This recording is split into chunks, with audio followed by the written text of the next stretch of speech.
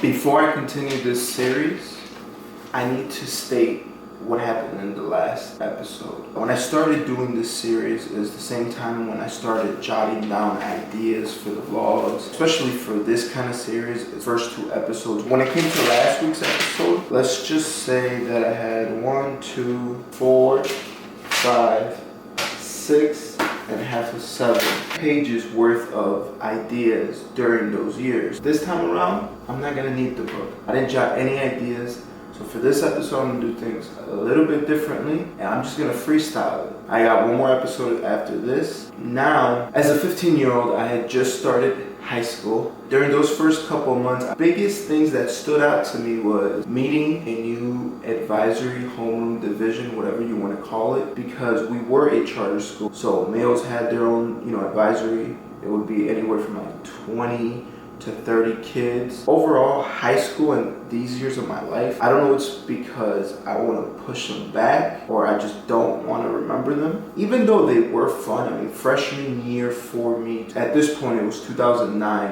One of the first things I remember for my English class, I was introduced to this artist by the name of Drake. All I knew was people talking about him in the show Degrassi. Never watched it. Still haven't. I remember that first year I had found out what allowances were, and I begged my parents. Days of trying to convince them, they finally budged. I was given $10 a week, $2 a day, 5 days a week. In a nutshell, freshman year basically came and it went. Going to the fall, I start my sophomore year. Now at this point, I remember that one of the biggest things that I enjoyed was that in my school, once you hit a sophomore, and specifically that year, they changed the dress code. So before it used to be freshmen and sophomore who had to wear a white button down with khaki pants. Now it was only freshmen. That was one of the best things. Like a lot of people always talk about, it's good to go to high school without uniform in order for kids to show who they are and all this. And to be honest, I don't think no kids know who they are, especially at that age. Once I hit 16, things started to change. I got more closed off from my family, meaning I started kind of pushing away. I'm sure I'm not the only teenager that has ever done it. Being in school, it keeps you on track. I mean, you see kids from all different types of homes. Then things started to change. One, my physical appearance. At that age, you start telling your parents, I'm gonna go to the mall. Hey, I'm gonna go here. And, instead of taking a right, you take a left. I think that's when life lessons, especially at 16, was when, you start really learning from them. So before going off to my junior year, that summer, my parents and my sister bought our first family home. Things started to change for me because at this point, about to be 17, and I finally was able to get my own room. Once everything was signed and good to go, that's when my parents brought us to that house. I remember the excitement that brought us, especially me being a 17-year-old. You want your own space. Then during that summer, before my junior year, I remember my mom taking me to Wright College. She was introducing me into this presentation for a program for juniors and seniors in high school to do this program called CPFTA, which is Chicago Police and Firefighter Training Academy. I know another academy, but my mom thought, hey, look, we're gonna be real with you. What I need to let you know is, they didn't save for my college. And I remember having that conversation with my mom and my dad, and at that age, I was just like, okay, that's fine. I decided with my mom, you know what? Why not do that? So obviously I had a talk with my school because since we were a charter school, we actually ended school a little bit later than all other schools. I was able to get permission from the principal and the deans to be released earlier in order so I can catch the bus, in order to then catch the train, in order to then make it to either the police academy or the firefighter academy. What they would do was that junior year split it. So for half of the school year, you'd be with the police, and then the other half would be with the firefighter. At this point, doing the academy helped me,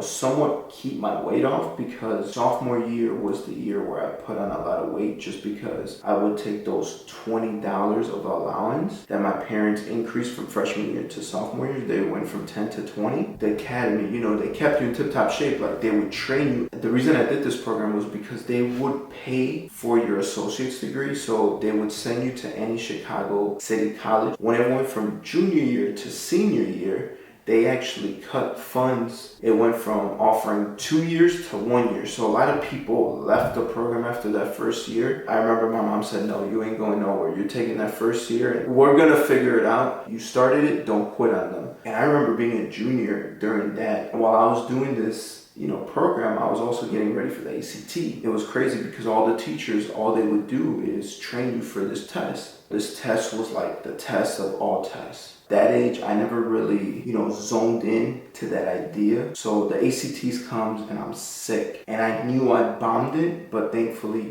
they allow you to do one free retest. And good thing I did, because I scored, I think it was like 4 or 5 points higher. January would come. Never really celebrated my teens. I never celebrated my birthdays. Like, as soon as I hit, I want to say 15 or 16, to me, birthdays were nothing. If I were to sit here and talk to you about every single high school story, I would be here talking for 4 hours. Now, we come to graduation, 2012. I'm 18. Up to this point, I've had my license for 2 years. I forgot to mention this. I was one of those kids that when I was 15, I begged. I never realized how many times I begged when I was a kid, but damn, Mom and Dad, I appreciate you guys dealing with me. But I had begged them to put me into a driving school in order for me to get my license earlier. So instead of going through traffic and waiting to be 16 and then waiting for the school year, I just said I'm going to do it during the summer, and then I'm going to get my hours, and I'm going to get, this paper you need to sign by your parents so you can go and do your driver's license at 16. And I did, and I passed the first time, and I was excited. And even though I didn't have my own car, I remember my dad had given me once again, high school, it came and it went. When you are a freshman, you're like, oh my God, the world looks so big to you. By the time you hit, senior year, that's when you see where people go. So for example, once I hit 18 and received my ACTs, and I knew the college I was going to, which was a community college, because I finished the program. I had graduated with a 3.2 or 3.5 GPA. Kids make it such a big deal because at that point, obviously it is. And I could not imagine how high school is right now. With everybody having a cell phone and social media being such a proponent of just everyday life, it's going to be interesting to hear the stories that my kids will come to me and tell me hey, this and that. The biggest change I had was transitioning from high school to college, because at this point, my parents offered me to take my sister's older car at that time.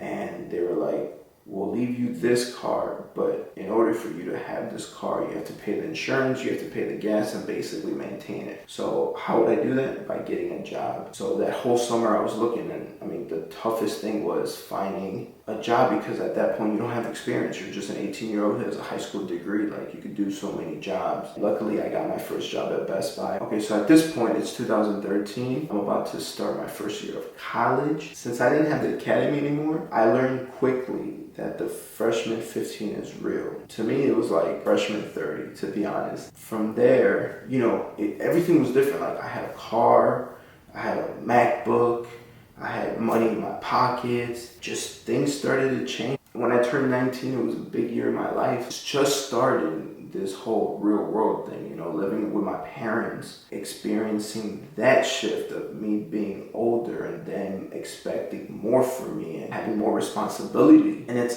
just changes that you go through that you don't know are coming, but looking back now, it was an interesting 5 years. Stepping into the real world and getting hit with real life, problems and situations. The best knowledge is, life experience. And then January 21, 2014 came, and I turned 20 years old.